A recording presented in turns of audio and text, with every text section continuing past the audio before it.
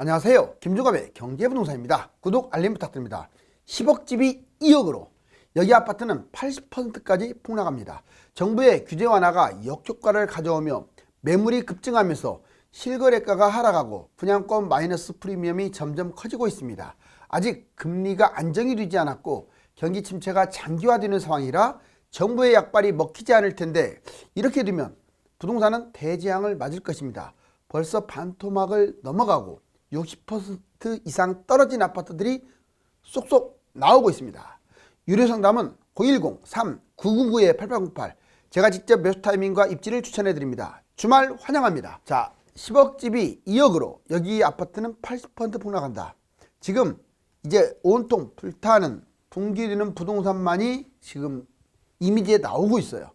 볼까요? 2023년 이거 아주 중요해요. 올해 부동산 순수하게 부동산만 가지고 세 가지 이슈를 따져본다면 바로 기존 집값이 어떻게 했느냐, 미분양, 분양은 어떻게 했느냐, 마지막으로 정부의 정책은 어떻게 했느냐, 이렇게 세 가지로 나눌 수 있는데 대략 올해가 뭐 바닥이 되든 내년이 바닥이 되든 60%까지 떨어지는 매물들이 많이 나올 것 같아요. 자, 22년, 23년 2년간 아파트 금매 기준으로 해요. 60% 반토막도 넘게 떨어지는 거죠. 수도권 주로 외곽, 이기 신도시가 위험합니다. 너무 많이 오버슈팅을 해가지고. 그 다음에 지방도 광역시도 너무 한 번에 많이 뛰었어요. 얘들도 60% 폭락 아파트가 나올 거예요. 여러분들은 이걸 집중하면 돼. 이런 것들을. 원인, 거품이 지나치게 심했어요. 뛰어도 너무 뛴 거야. 그 다음에 경기 침체. 이제부터는 경기 침체로 인해서 한 치 앞을 못 봅니다. 특히 3기 신도시나 기타 매물 너무 공급이 폭탄 계획 없이 막 무조건 분양만 때린 거예요. 너무 분양을 많이 때려놓고 본인들이 때려놓고 정부가 또 미분양을 사는 건 뭡니까? 앞뒤가 안 맞잖아 이게. 자, 미분양 마이너스 프리미엄이 확대되는데 얼마나 떨어질 것이냐. 2023년 95% 이상 분양 미분양 미계약 아마 그럴 거예요. 올해 보세요. 이제 95% 이상 이 분양을 하게 되면 미분양 미계약, 설령 미분양이 안 났어도 미계약, 이렇게 이제 5% 정도나 계약을 완판하는, 대부분은 난리가 나겠죠. 특히 우리가 좋다고 생각하는 서울 3기 신도시도 미분양 날 가능성이 아주 높고요. 10에서 30%까지 여기도 마이너스 프리미엄이 형성될 거예요. 분양권 전매가 되면 장점도 있지만 단점은 이거 내가 잘못 받았구나, 분위기가 집값이 계속 떨어지고 있구나 하니까 마이너스로 던져버리는 거예요. 진행, 분양가 인하, 결국은 건설사들은 좌우측으로 분양가 인하할 것이고, 분양권 전매, 그리고 어떤 최고 조건에서 이 미분양을 매입할 수 있는 그런 상황이 조성됩니다. 근데 한 가지 문제가 있어요. 정부가 미분양을 자꾸 사주면은요, 이런 마이너스 프리미엄이 시장 원리에 의해서 빠져야 하는데, 이 기대감으로 마이너스 프리미엄이 그렇게 크게 안 떨어질 수도 있어요. 이 개입은 진짜 안 좋은 거예요. 과거 역사상 사례를 찾아볼 수 없는 거거든요. 그래서 정부가 미분양을 매입한다, 이거는 무주택자들이 강력하게 싸워야 할 부분 같아요. 자, 부양책. 자, 정부 미분양 매입. 지금 이미 부양책 나왔어요. 이건 초강력 대책입니다. 아파트 임대주택 사업 활성화. 물론 이거는 이제 다주택자들이 아파트를 매입하라는 이제 그런 유도 국면인데, 미분양 매입하고 차원이 다르죠. 자, 부양책 또는 이제 과거에는 이랬죠. 미분양 신규주택을 주택수에서 제외. 이것도 나올 거예요. 계속 빠져가지고 안 올라가면. 청약, 대출, 세제 모든 규제가 이제 완화되고 DSR도 이제 간접적으로 손을 볼 거예요. 이제 미분양 마이너스 프리미엄 무려 분양가의 30%까지 떨어졌어요. 최대로. 아직은 그게 떨어지지는 않았는데 지금 현재 떨이 분양하고 있습니다. 한 10%, 20% 하는 곳들 나와요. 좀 지나면 기본 30%까지 가는 곳들 꽤 나와요. 그래서 미분양 함부로 잡으면 안 돼요. 회사는 다 분양 끝났다고 거짓말을 하지만 실질적으로 회사 부유분 해가지고 엄청 많습니다. 그런데 이게 떨이가 안 되면 결국은 할인 분양을 한다고요. 미리 분양받은 사람은 망하는 거죠. 자, 먼저 강남 아파트도 마이너스 프리미엄이 1억이 등장했다고 지금 나오는데, 자, 먼저 미분양 마이너스 P, 이거 마이너스 프리미엄을 줄여서 마피. 분양가 대비 마이너스 5에서 30%까지 이제 점점점 떨어질 거예요. 미분양 아파트 100% 마이너스 프리미엄입니다. 미분양 됐다면 마이너스라고 보면 돼요. 고분양, 비싼 분양은 더 많이 빠져요. 이렇게 마이너스 30%까지. 해결, 전매 가능 시에 즉시 매도. 만약 본인이 이거 잘못 잡았다 하면 바로 매도해야 돼. 계속 매도 안 되든지 간에 끝까지. 그때가 제일 그나마 비싸게 팔 수 있어요. 마이너스 됐다고 안 팔면 망합니다. 자, 입주 후에 마이너스. 이건 준공 후 마이너스인데 더 안 좋아요. 이것도 역시 5에 30%. 입주 후에 물량 폭탄, 마이너스 P가 속출하겠죠. 주변 시세 연동, 분양가 하락. 당연히 주변 시세 급매가 나오니까 이게 분양가가 떨어지는 거예요. 해결, 매도 후에 상급지로 갈아타세요. 조심할 점은 내가 손해보고 다시는 부동산 안 해 이러면 더 망해요. 알았어요? 그러니까 싸게 팔았으면 때를 딱 봤다가 꼭 사야 합니다. 본인은 손해만 보고 진절머리가 난다고 부동산 안 보면, 아파트 안 보면 진짜 심각해져요. 그러면 더 거지 되는 거예요. 결국은 또 뛸 수도 있으니까. 팔고 나서 사라. 나중에 입주 할인 분양, 입주에 아예 건설사 할인 분양, 분양가 20에서 40%. 할인 분양은 퀄리티, 그 이미지가 아주 나빠지게 돼요. 그 단지 이미지가. 할인 분양보다 다른 곳을 선택하세요. 이거 할인 분양하니까 좋네 하고 딱 잡으면 안 돼요. 얘가 할인 분양을 했더라도 다른 거하고 비교를 해야 돼요. 보통은 할인 분양을 받아도 그렇게 싼 게 아니야. 워낙 고분양가로 때려서. 할인 분양했다고 해서 그냥 덥석 잡는 거 아닙니다. 해결, 매도 후에 상급지로 갈아타기. 빨리빨리 던져버리고 할인 분양하기 전에 빨리 상급지로 갈아타기. 지금 부동산이 아주 심각합니다. 왜 심각하냐면 이제 집값이 막 급추락하고, 다행히 최근 2주 동안 하락폭이 약간 갈고리 모양으로 이렇게, 이게 0이면 마이너스로 쭉 떨어지다가 뭐 0을 이렇게 넘어선 게 아니에요. 떨어졌다가 갈고리 모양으로, 우리 주식 보면 그래프가 머리를 쳐든다고 하죠. 바로 이 정도 2주 동안 올라오기는 있는데, 아마 제가 보기에는 이렇게 갈 것 같아요. 자, 한 건 거래로 마이너스 30%. 내 집이 안 빠진 줄 알았더니 빠졌어. 본인이 착각하는 거예요. 그거는. 아니, 주변에 대단지들이 많이 빠졌는데 이거라고 무슨 용가리 똥배라고 해서 안 빠지겠어요. 얘도 사실상 20% 이상 분기됐는데 본인이 착각한 거죠. 한 건 거래로 진짜 이렇게, 요즘 다 30% 빠졌으니까. 매수자는 아직도 없어요. 사라졌어요. 요즘 조금 꿈틀거리기는 있는데 초짜들이 막 꿈틀거리죠. 최근에. 자, 다주택 외지인 2030, 특히 많이 집을 매수해 줘야 할 사람들이 적극적이지 않아요. 그 다음에 2주택이 급증하고 있는데 누가 2주택을 끌고 가려고 하겠어. 하락장이 같이 떨어지는데. 그래서 구축이든 분양권이든 막 던지려고 막 하는 거예요. 아무튼 물려 있어요. 지금 현재. 그 다음에 매수 심리도 아직 최악입니다.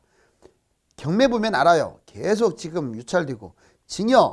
징여도 지금 한동안 늘어나는가 싶더니 다시 또 스톱했어요. 왜? 더 빠질 때 하겠다고.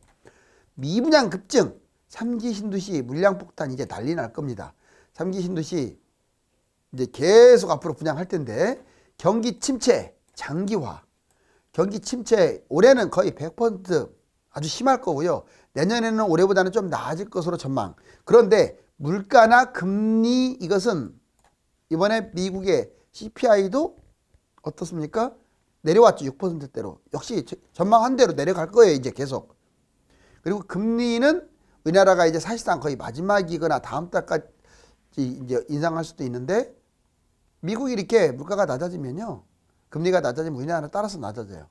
이번에 베이비 스텝 밟았죠? 0.25. 이제 부동산 대폭락 투자 전략. 그렇다면 폭락을 즐겨서는 안 돼요. 여러분들은. 아니, 남 집 갖고 있는 거 폭락한다고요. 무주택자들이 그 환호성을 지를 필요가 있습니까? 남의 아픔을. 오히려 본인의 실속을 차려야죠. 본인이 왜 그렇게 잠도 못 자고 정말 전전 반칙했습니까? 바로 벼락거지린 기분으로 그랬잖아요. 이제는 초미의 관심사를 가져서 본인도 투자를 해야 돼요. 매입을 해야 돼요. 자, 집 보러 오는 사람이 없어요. 2019년으로 돌아갔다. 맞아요. 지금 20년 분기된 것도 있고 19년 분기된 것도 있고 그래요. 자, 대폭락 징조, 물가 급등, 금리 인상, 경제 침체. 처음에는 물가 금리가 문제가 이게 생기더니 얘들이 좀 이제 무난해지게끔 아마 상반기에 다 해결될 것 같아요. 이대로만 간다면. 근데 경제 침체가 엄청나게 심각하기 때문에 아직은 폭락이 지속될 거다. 해외 집값도 지금 하락하고 있죠. 그나마 최근에 주식 암호화폐가 박스권에서 조금 올라오고 있어요. 이거 잘 보셔야 돼요. 왜냐하면 외국인들이 지금 매수세가 심상치 않거든요. 그렇다고 해서 뭐 갑자기 3천까지 간다는 얘기는 아니고 조금 지켜보자고요. 자, 왜냐하면 이제 긍정적으로 지금 주식이 올라가고 있으니까 거래량, 매수 심리, 시세 아직은 삼박자가 폭락을 예고하고 있어요. 주택수 볼까요? 무주택자들은 현금 확보가 최고입니다. 아직까지는. 그리고 매수는 아직은 보류하세요. 그리고 청약도 초특급만 넣거나 판단하세요.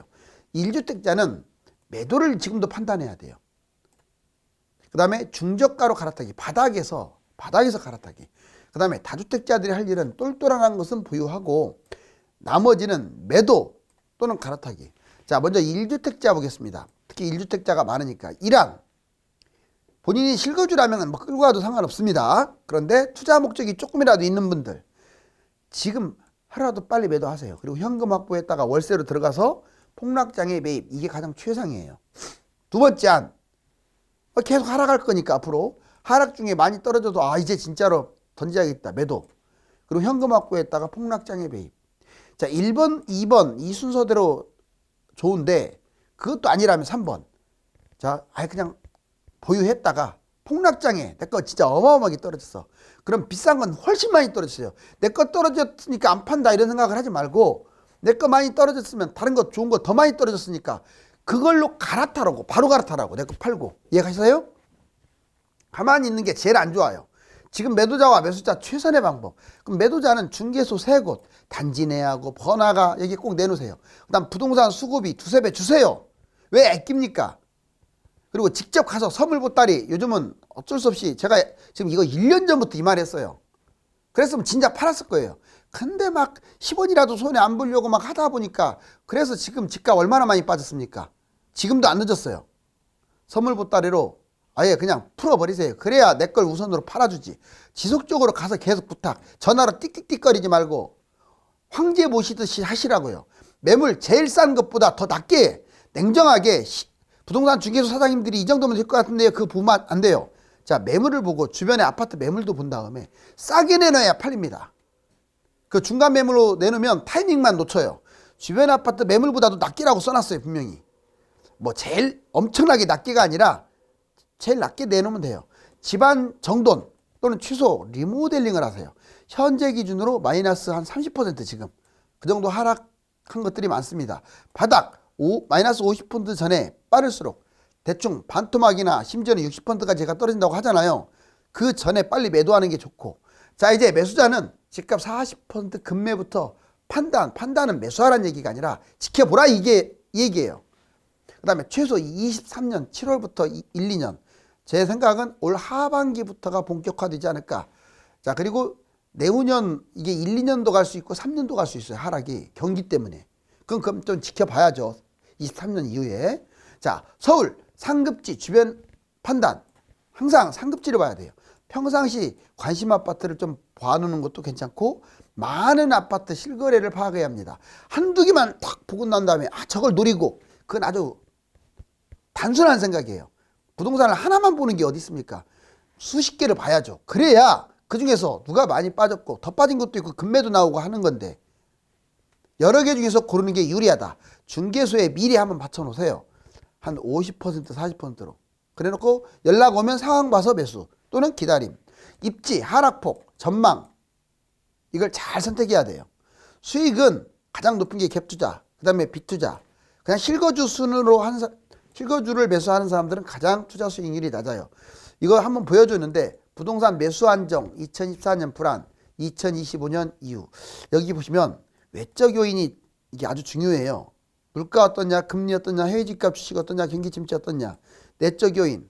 자, 정부 규제 완화, 매수 심리 어떻냐, 주요 지표 어떻냐, 공급 물량 어떻냐. 주로 국내적인 요인이 많죠. 자, 외적 요인은 좀 해외 요인이 많고. 자, 물가 보세요. 지금 2023년 상반기 중으로 아마 물가가 끝을 날 것이라고 이제 장담은 못하지만 확률이 높아요. 아주. 지금 물가 내려가고 있잖아요. 자, CPI도 내려가고 있고 그러면 물가는 상반기 중에서 아니 내려가고는 있는데 이제 좀 안심할 수준이 온다 이거죠. 그럼 금리는 상반기 이전에 이제 정체된다 이거예요. 더 안 올라가고 또는 떨어질 수도 있어요. 상반기에 멈추고 중반기 때 정체, 하반기 때 내려갈 것이다 이렇게 고금리는 판단합니다. 해외 집값 주식, 해외 집값 주식이 아마 집값은 내가 보기에는 여기까지 떨어질 것 같아요. 24년까지. 근데 주식은 상반기에서 하락 멈추고 올라갈 수도 있어요. 지금 올라가는 게 심상치 않잖아요. 꼭 보세요. 경기 침체. 자, 경기 침체는 아주 길어질 게 뭐 유력합니다. 2년간. 그 다음에 내적 요인의 정부 규제 완화. 자, 규제 완화는 계속 진행 중인데 아주 빠르기 때문에 웬만한 것은 상반기에 다 끝내버릴 것 같아요. 부양책까지. 지금 윤석열 정부 1년도 안 됐는데 다른 정부 4년 동안 이렇게 규제해야 할 걸 한 번에 다 끝내버렸어요. 너무 지금 빠른 것 같아요. 이렇게 되면 만약 외적 요인이 좋아지면 그냥 뛰어버립니다. 자, 그 다음에 매수 심리. 심리는 아직도 안 좋아요. 그 다음에 주요 지표. 지금 10명 중에 9명은 내년까지 무조건 떨어질 것이다 이렇게 예측하고 있잖아요. 주요 지표도 계속 하락. 공급 물량은 이거 최악이야, 최악. 결론적으로 이걸 봤더니 1차 매수 구간은 올해 하반기부터 24년이라고 써있죠. 1차 매수 구간인데 2차는 뭐냐. 만약 물가하고 금리가 잡히지 않고 경기는 침체는 확실한데 얘까지 문제가 생겼다. 그러면 25년 이후에 올라간다 이 말이에요. 끔찍하겠죠. 6년이 될지 7년이 될지 몰라요. 물가 상승, 금리 인상, 경제 위기가 한꺼번에 터지는 거죠. 근데 지금 봐서는 물가하고 금리는 안정될 것 같아요. 윤석열 대통령 규제 완화 너무 빨라요. 지금 보시면 과거에 이명박 박근혜 자 2008년 11월 달 강남 3구와 수도권 일부 제외 투기과열 지역 해제. 자 2011년 12월 달 3년 지난 다음에 강남 3구를 없앴어요. 그 다음에 2012년 5월 강남 3구 규제 완전히 없었습니다. 강남 집값 상승했어요. 이것 때문에 2012년에. 2013년 미분양 신규주택 제외. 그래서 부양책 썼죠. 수도권 집값 올라갔습니다. 5년간 양도세 면제하는 바람에. 자 2014년 7월 달 그래도 안 잡히니까 LTV 70%, DTI 60%, DSR은 그때 없었고 수도권 집값 올라갔습니다. 결국은. 자 무슨 말을 하려고 하냐. 2008년부터 14년까지 거의 6년간 걸쳐서 짧게 봐도 거의 4년에 걸쳐서 이렇게 없앴는데 자 윤석열 정부 보세요. 22년 4월 달부터 지금 뭐 1월 달인데 1년도 안 돼서 여기 없애야 할 걸 싹 없애버렸어요. 오히려 더 심한 게 나와요. 미분양을 매입하겠대요 정부가. 그럼 부양책 중에서도 왕부양책입니다. 자 여기 보시면 22년 6월 대구 대전 등 지방 일부 해제. 22년 9월 세종 제외하고 지방 전체 해제. 23년 1월 강남 3구 용산 제외하고 싹 없앴어요. 그리고 분양권 전매도 되고 아파트 임대도 허용하고 미분양을 정부가 매입한다는 아주 엄청난 발표를 한 거예요. 이게 제가 그전에는 없었던 부양책 중에 왕이라고 합니다. 23년 도중에 강남 3구 용산 규제 해제하는데 아마 혹시라도 가능성은 적지만 상승하면 이제 해제 안 하겠죠. 근데 상승이 안 되고 계속 여기서 비빌거리면 이거 올 상반기 중에 없앨 거예요. 토지거래 허가제도 없앨 거고 미분양 신축주택 양도세 면제 이거 전 정부에서 한 것도 아마 시행할 거예요. 또 뭔가를 만들 것 같아요. 지금 정부는 24년 이후에 LTV, DTI, DSR까지도 간접적으로 완화할 것 같아요. 자 이제 강남 아파트 시세 보면 이거 여러분들은 꼭 봐줘야 돼 이거를. 왜냐 과거를 알아야 미래가 보이죠. 왜 과거에 이렇게 딱 현재까지 이렇게 나와 있는 지표는 얼마가 떨어지든 얼마가 올라가든 그냥 인정을 하고 예측을 하는 것은 그렇게 스스로 보수적으로 합니까? 그러면 돈 못 벌어요. 평생 가난해져요. 과거의 데이터는 막 이런데 본인 예측은 이래. 어떻게 돈을 벌겠어요? 간이 콩알 많아져가지고. 과거 데이터를 그대로 적용시키세요. 차라리 좀 달라졌더라도. 그래야죠. 왜 벌어진 사실에 대해서는 세상에 4배 뛰었는데도 인정을 하고 자, 앞으로 2배 뛴다. 이것은 아예 그냥 그렇게 많이 뛸 리가 없다고 아예 부정을 하고 떨어지는 것도 마찬가지. 과거 올라가고 떨어진 것만큼 미래 예측도 비스름하게 하시라고요. 여기 보세요. 압구정 현대 6차 47평 2007년 26억이었어요. 2014년 12억 60% 떨어졌다고요. 그 다음에 지금 작년 꼭지 찍었을 때 세상에 이게 60억이 뭡니까? 자, 26억이 60억. 12억이 60억으로 간 거지. 냉정하게 말하면 12억이 60억. 야, 이게 몇 배가 뛴 거예요? 400%. 자, 그 다음에 2024년 아마 이때 바닥을 친다면 반토막 30억으로 떨어질 가능성이 커요. 또 올라간다. 이거 90억까지 갑니다. 압구정은. 그 다음에 개포주공 5단지 35평. 18억이 8억까지 떨어졌고. 그 다음에 35억까지 올라갔어요. 420% 폭등. 이거 떨어진다면 이거 앞에 거 비교해보면 35억이 17.5억으로 떨어진다는 거죠. 자, 50% 올라갈 때 400까지 안 잡고 300만 잡아도 52.5억이에요. 자, 그 다음에 대치 음마 18억이 9억으로 떨어졌다가 28억까지 올라왔죠. 320% 폭등. 이제 24년에 한 14억으로 내려간다면 50% 폭락하는 거고 2030년 42억 아마 300% 올라가면 42억까지 갈 거예요. 그리고 도굴했을 2006년 23억 11억 5천까지 떨어졌어요. 50%. 그리고 또 올라간 게 37억 무지막지하게 뛰었죠. 320%. 그 다음에 반토막 나오면 16.5억. 그 다음에 꼭지 찍으면 300% 올라간다는 생각에 55.5억. 자, 이렇게 잡아서 16억에 잡아서 55억으로 간다. 강남은 가능성 높아요. 왜냐하면 탑 지역이라서. 다만 수도권 외곽, 서울 외곽, 특히 수도권 외곽, 지방은 이게 성립 안 될 가능성이 높아요. 왜? 인구 감소, 물량 폭탄 이런 것들 때문에 과거 데이터가 보수적으로 접근해야 한다. 자, 이제 폭락 위험, 부동산과 빵점 투자. 여러분들 뭐가 떨어지겠어요? 많이 올라간 거. 연예인들 요즘 막 꼬마 빌딩으로 쪽박 위기에 있고 위약금 물고 뭐 계약 포기하고 난리다고 하는데 자, 꼬마 빌딩 이게 제일 위험하죠. 그 다음에 강남 아파트 이제 비싼 것들이 위험하다는 거예요. 서울 아파트 많이 비싸니까 1, 2기 신도시도 위험합니다. 많이 떨어졌다고요. 아직도 멀었어요. 폭등한 아파트 지방 어디든지 많이 뛴 것들 특히 지방에 막 20억 30억 넘어가는 것들은 쳐다보지도 마세요.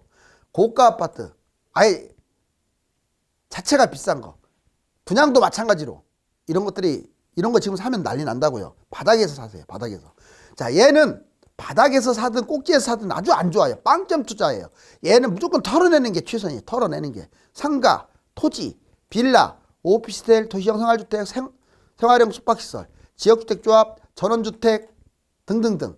얘는 아예 그냥 안 보는 게 좋아. 다만 토지의 경우는 좀 잘 아는 사람들, 그런 사람들은 좀 무난할 수 있죠. 자, 이제 3억으로 급매, 갭투, 분양 관련 투자, 거주 매입.